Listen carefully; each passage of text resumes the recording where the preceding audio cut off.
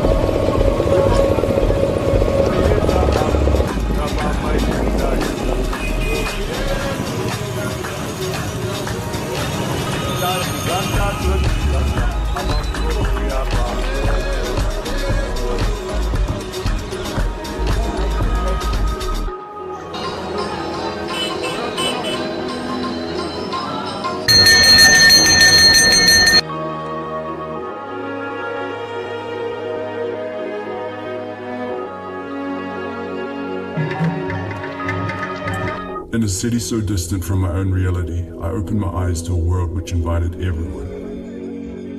Race, religion, status, all drowned out by the two things that connected us all, life and death. In our lifetime, we're constantly presented with two options, love or hate. If Varanasi's taught me one